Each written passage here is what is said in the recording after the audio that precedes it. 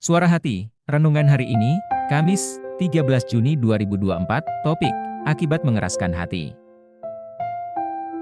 Nas firman hari ini, Keluaran 7 ayat 5, dan orang Mesir itu akan mengetahui, bahwa akulah Tuhan, apabila aku mengacungkan tanganku terhadap Mesir dan membawa orang Israel keluar dari tengah-tengah mereka.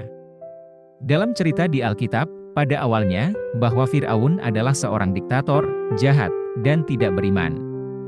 Fir'aun dan para pendahulunya telah membuat bangsa Israel dalam perbudakan selama 400 tahun. Di waktu masa kelahiran Musa, saat itulah Fir'aun mengeluarkan perintah untuk membunuh semua bayi yang dilahirkan orang Israel. Keluaran 1 ayat 16. Ketika pembunuhan itu terjadi, ibu-ibu Israel yang bayinya dibunuh, mereka menangis dan berseru kepada Tuhan.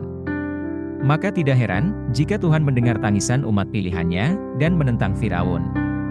Pengerasan hati Fir'aun semakin menjadi-jadi terlebih menentang kedaulatan Tuhan Allah. Keluaran 8 ayat 15 dan 32, dan Allah semakin mengeraskan hatinya. Keluaran 9 ayat 12.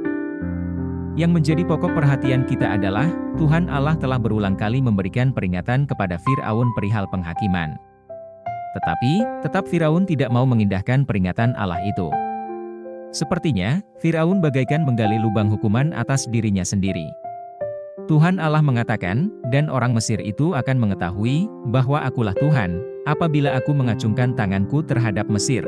Keluaran 7 ayat 5. Dengan 10 tulah di Mesir, Tuhan melaksanakan penghakimannya atas Fir'aun dan orang-orang Mesir, agar mereka tahu akan Allah orang Israel. Demikianlah cara Tuhan Allah menunjukkan kuasanya.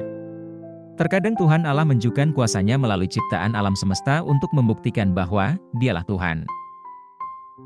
Walaupun sudah berjalan tulah demi tulah, yang semakin besar intensitasnya, itu pun Fir'aun tidak mau menundukkan hatinya, malah mengeraskan hatinya.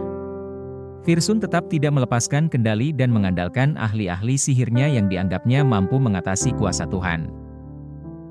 Walaupun sudah berjalan tulah demi tulah, yang semakin besar intensitasnya, itu pun Fir'aun tidak mau menundukkan hatinya, malah mengeraskan hatinya. Fir'aun tetap tidak melepaskan kendali dan mengandalkan ahli-ahli sihirnya yang dianggapnya mampu mengatasi kuasa Tuhan.